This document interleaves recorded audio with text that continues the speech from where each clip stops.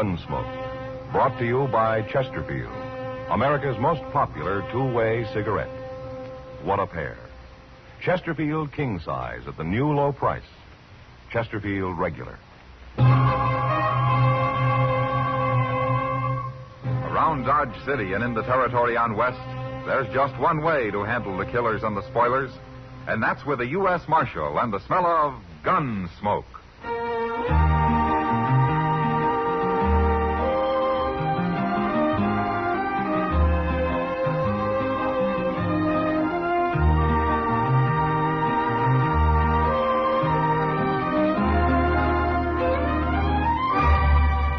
Gunsmoke, starring William Conrad, the transcribed story of the violence that moved west with young America, and the story of a man who moved with it.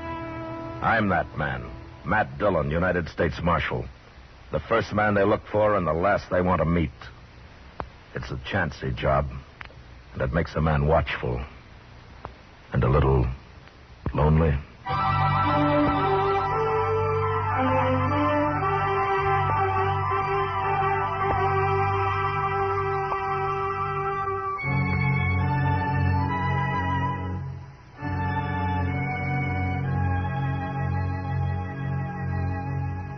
It was a hard 2-day ride back from Fort Wallace, or I'd gone on government business. And I was pretty saddle-weary when I reached Dodge late the second night. So I went straight to bed without seeing anybody. I'd been gone a couple of weeks, but I'd wired Chester a few days before when to expect me back. And he wasn't surprised when I walked into the office next morning.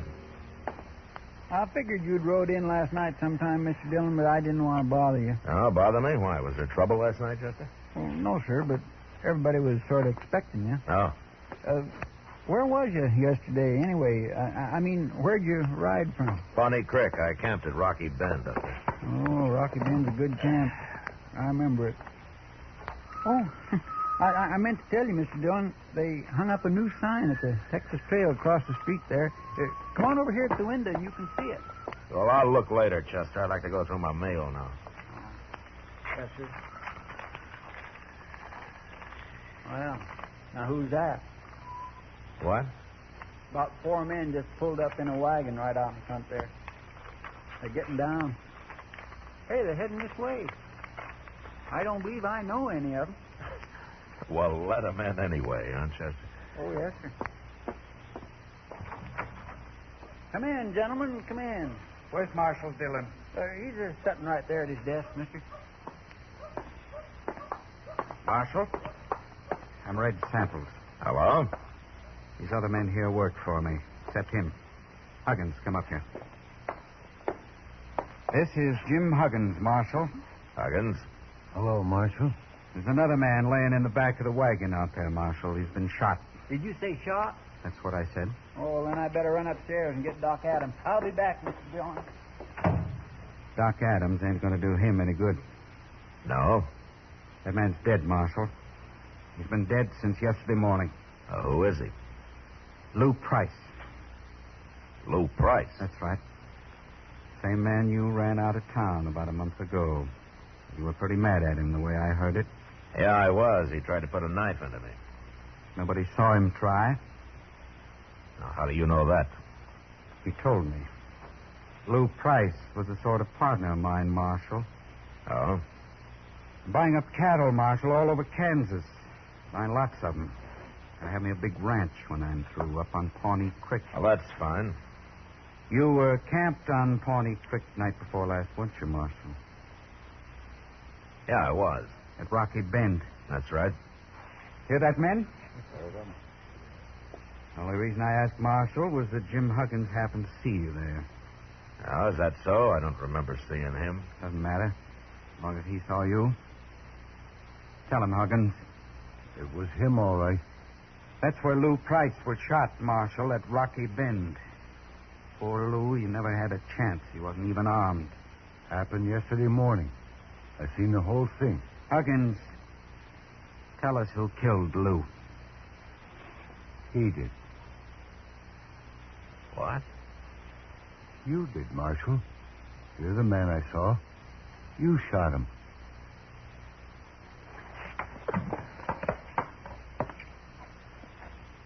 right, what's your game, Samples? I've got no game. My partner was murdered. You had a grudge against him. You just admitted before witnesses you were at Rocky Bend. Jim Huggins has identified you as the man he saw kill Lou. Good enough evidence for any court of law. You'll hang for it, Marshal. You got it all figured, haven't you? We're going down right now and swear it out legal on paper. And I'm going to send it to the governor. Don't you try to get away, Marshal. We'll run you down, sure. Yeah, I expect you would, Samples. Your men look like professional gunmen. Except for Huggins there. I never saw Huggins till he run into us yesterday. I don't bear you no grudge, Marshal. I'm only trying to do what's right. Sure. Sure you are. All right, let's get going, men. The sooner I get this to the governor, the sooner we'll see justice done. Remember what I said, Marshal. Don't you try to run.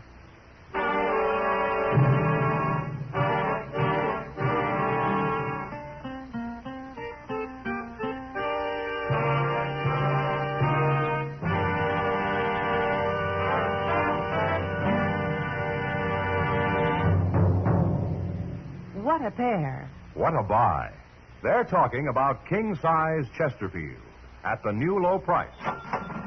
And Chesterfield Regular. They're the quality twins.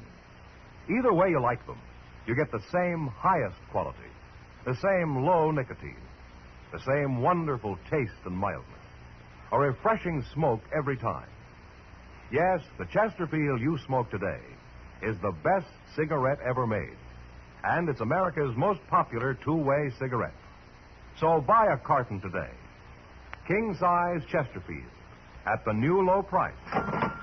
Or Chesterfield Regular. What a pair they are. They satisfy millions. They're best for you.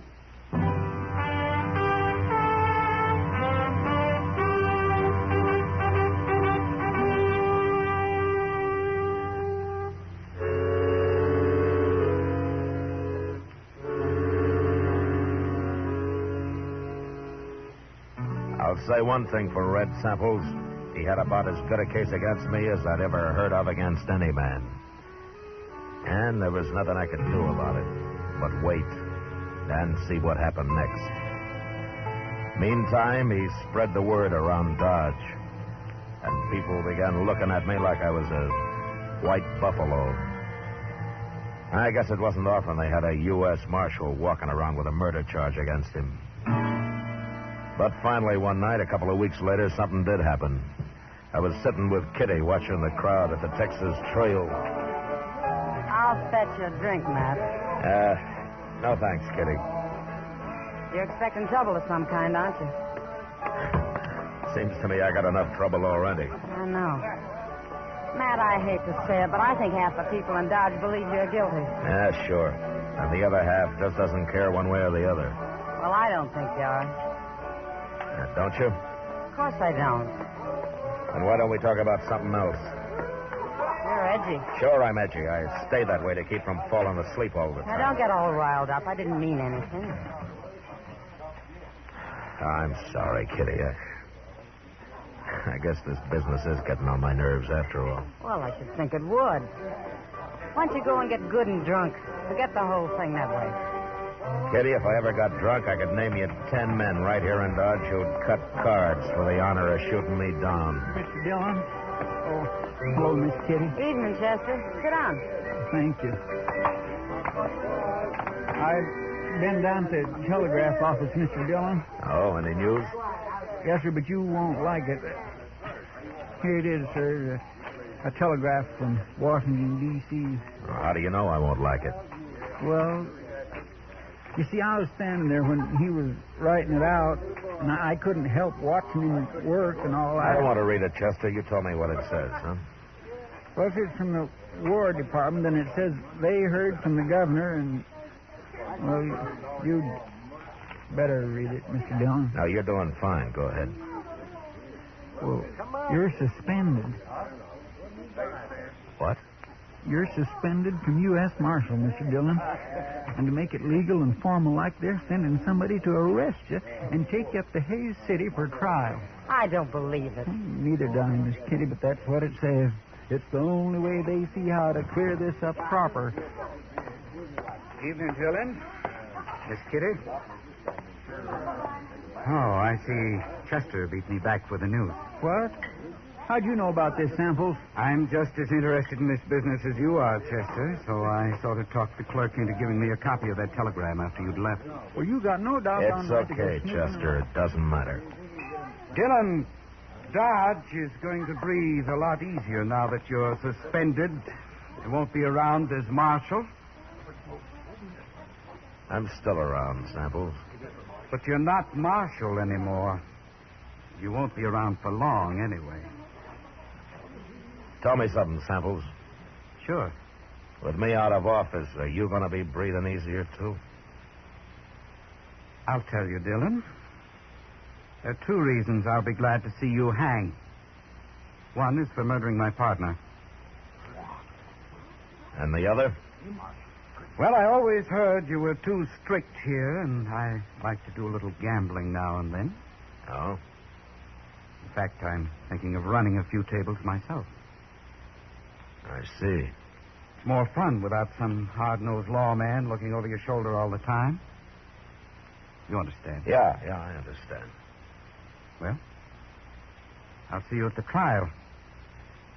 But I hope I'm around when they come to arrest you, Dillon. You probably will be. So long.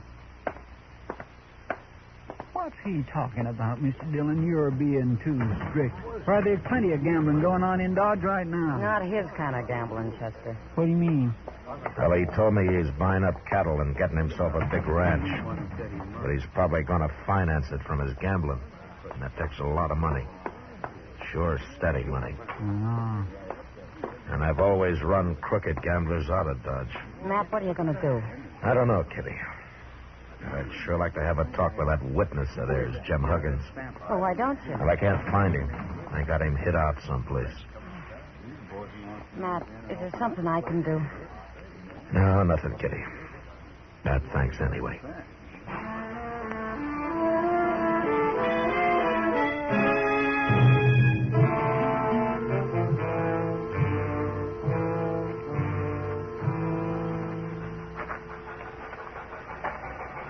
Oh, there she comes, Mr. Dillon, right on time. There are not many people at the depot this morning, are there? No, sir, but anyway, I'm glad I talked you into walking down here with me. There is just nothing pleasures me more than watching a train come in. At least it doesn't cost anything. My, I'd like to drive one of them. Wouldn't you, Mr. Dillon? Oh, they're too noisy for me, Chester. Hello, Marshal. Hello, John. Maybe if I talked to the Santa Fe people, they'd let me try it sometime, you think? Hey, wait a minute. What? Over there, just getting off. The man with the long hair. Well, I'll be... It's Wild Bill Hickok. It sure is. Hey, Bill. Hey, Bill. Hello, Matt. How are you, Bill? How are you, Chester? Fine, Mr. Hickok, just fine. Hey, that's quite a surprise. Why didn't you let me know you were coming? I didn't know myself till just before I left Abilene. Huh? Well, how is Abilene these days? Well, I'm still sheriff there. Guess I will be till somebody gets around to shooting me. Oh, nobody's going to shoot you, Mr. Hickok. They keep trying, Chester. They keep missing, too, don't they, Bill? Well, so far. Maybe that's just because nobody's tried to shoot me in the back yet. Hey, you've always worried about that, haven't you? I'll tell you something, Matt. What? I don't think I'd mind so much if I was to be shot by a man like you. By me? You might take it in mind to try it. I never could tell which way he was going to jump next. Like right now. Wait a minute. Yeah? You came here to arrest me, didn't you? That's what I come for. Yeah, sure. I might have known they wouldn't send a tin horn. Guess they figured you might not take easy, Matt. I tried to tell them they could lose a good lawman this way. We're a pretty fair match, you and me.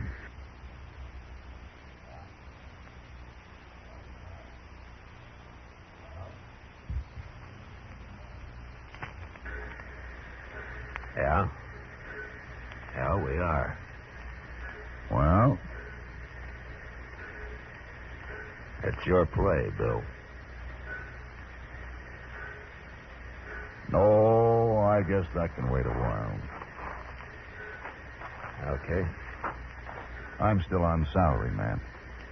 So? Let's go have ourselves a drink. Good. You too, Chester? Thank you. I'd be right proud to, Miss Hickok. I figure if I get a couple of drinks in you, Matt, I might worm your side of this business out of you. Why, Bill? Don't you believe their side? Well, I've seen you pretty mean and ornery, but even if I was to watch you judged and hung for it, I still wouldn't believe Matt Dillon killed an unarmed man. Thanks, Bill. Yeah, that girl headed this way. Ain't that Kitty? Yes, sir. It sure is. Matt, I've been looking everywhere for you. Well, it's Bill Hickok. Hello, Kitty. How are you? Oh, I'm fine. What are you doing in Dodge? Well, I sort of come on business. You said you were looking for me, Kitty? Matt, I know where he is. Where who is? The witness they've been hiding, Jim Huggins. Huh? Well, where is he? Red Samples was in the Texas Trail drinking last night, and the bartender heard him tell one of his gunmen to take some food out to the loft at the OK stable. Bill, Yeah? while you're buying me a drink, I think I'd kind of like to buy Kitty one.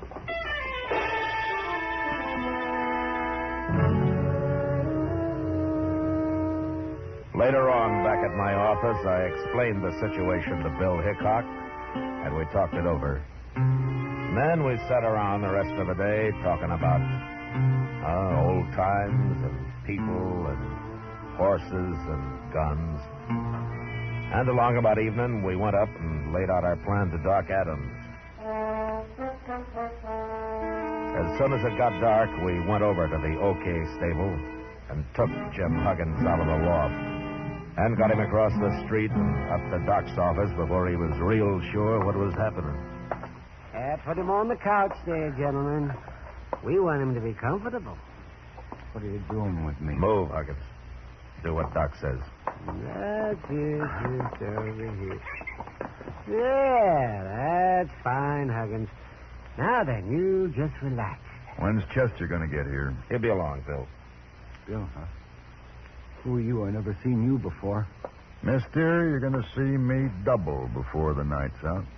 What? Hey, never mind, Huggins. You'll find out. Now then, now you tell me. Have you ever had any heart trouble?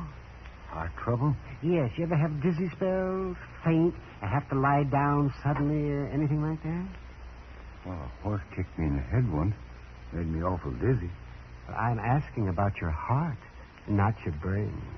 I don't want anybody to die here. And business is bad enough as it is. What are you going to do with me? What's this all about? Oh, over here, Chester. I got it. I got plenty. That's good. Just put them on the table here, Chester. Let's... 3 quarts? Well, this is a man we're working on, not an elephant, Chester. Well, I wanted to be sure there was enough, Doc. Open one up in Chester. There's a glass here. Yes, sir.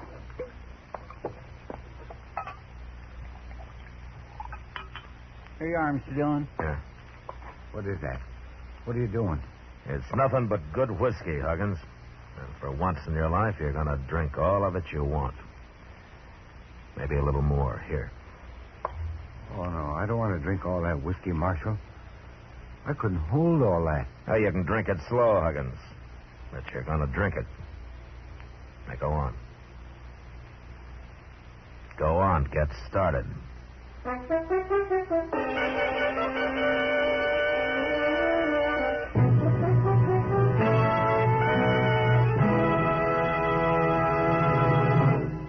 We will return for the last act of Gunsmoke in just a moment.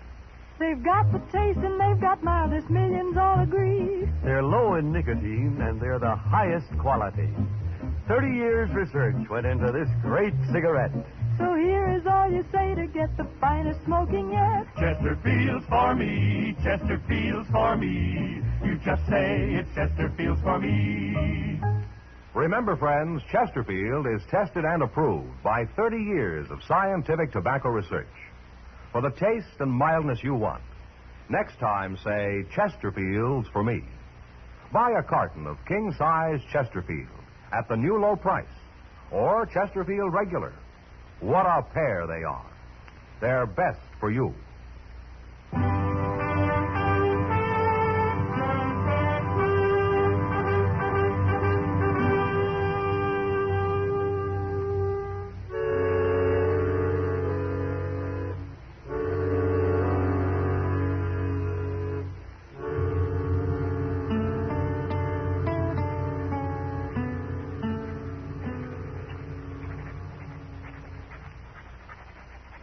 You sure you got it all, Bill?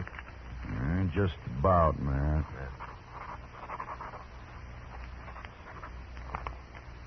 There she is. Want to read it over? Oh, you heard everything I did.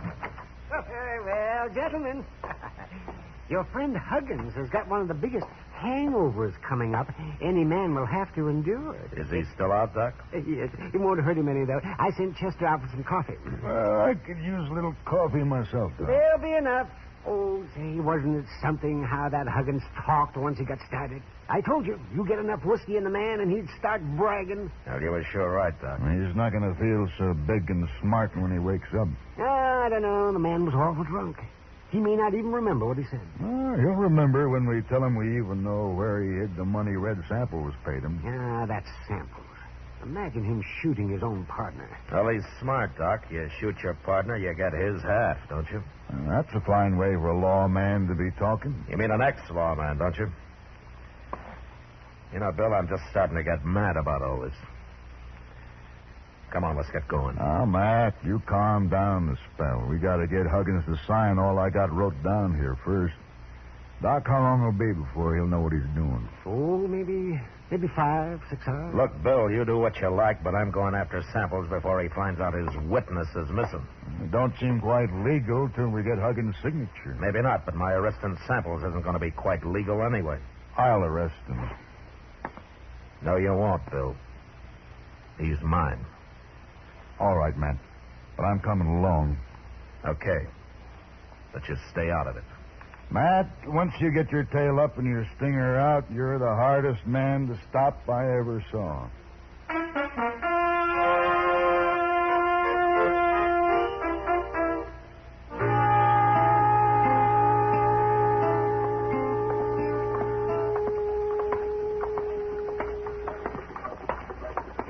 Matt, I've been thinking. Supposing we hadn't got Huggins to talk, what had you done then? You mean what I have fought you when you tried to arrest me? It's been on my mind, son. I wouldn't have fought you. Because we're a good match for each other?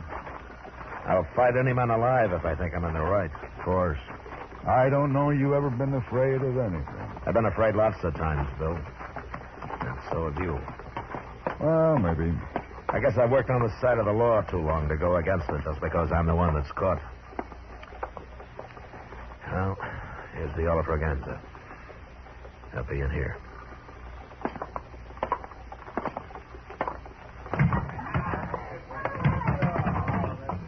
Which one's Samples, man? The end of the bar, the one in the middle. The other two are his gunmen. Come on.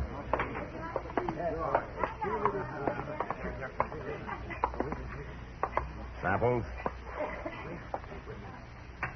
Samples, I'm taking you to jail. You gone crazy, Dillon? You're the one that's going to jail. It's no use, Samples. Jim Huggins has confessed the whole deal. What?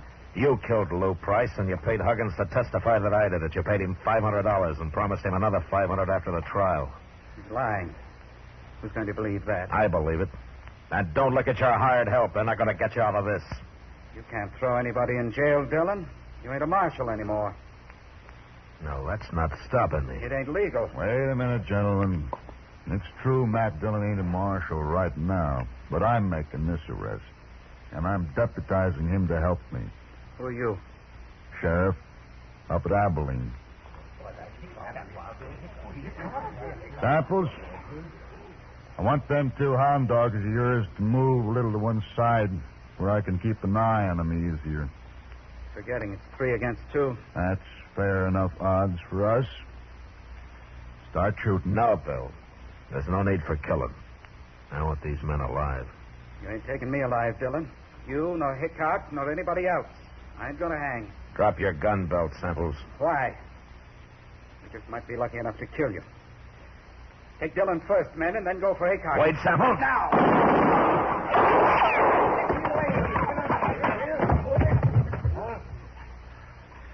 All right. What about you 2? They never moved a finger, Matt. They're too scared. All right, you gunmen. Pick up Samples and carry him out of here. Ain't you going to take their guns first, Matt? You don't hobble a horse with a busted leg, Bill. Let them keep their guns.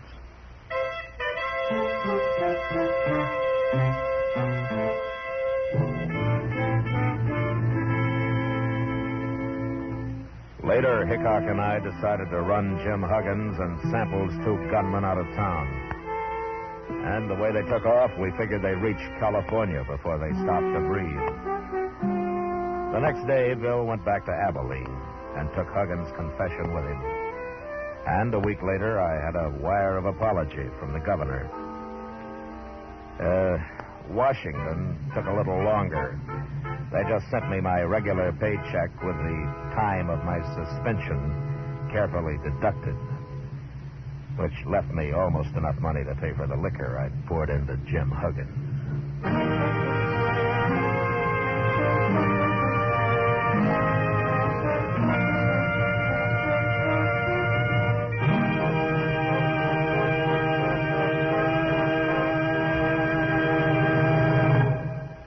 Here is our star, William Conrad.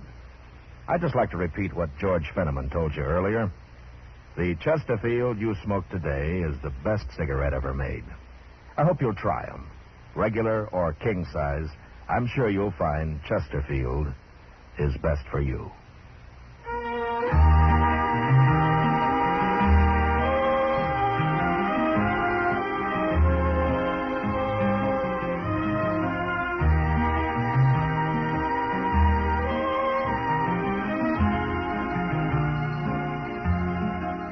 Gunsmoke, produced and directed by Norman Macdonnell, stars William Conrad as Matt Dillon, U.S. Marshal. Tonight's story was specially written for Gunsmoke by John Meston, with music composed and conducted by Rex Corey. Featured in the cast were John Dehner, Vic Perrin, and James Nusser. Parley Baer as Chester, Howard McNear as Doc, and Georgia Ellis as Kitty. Join us again next week as Matt Dillon, U.S. Marshal, fights to bring law and order out of the wild violence of the West in Gunsmoke.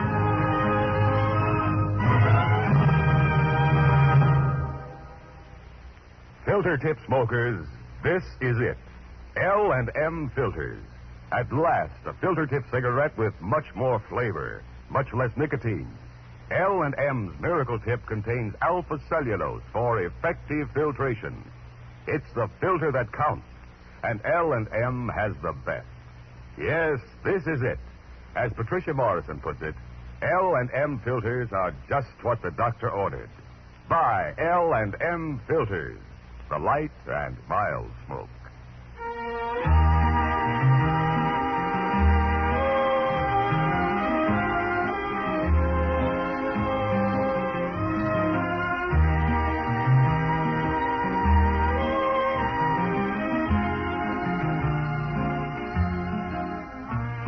Without your letters, your friend in the service feels out of touch, lonely, and it's tough to be lonesome.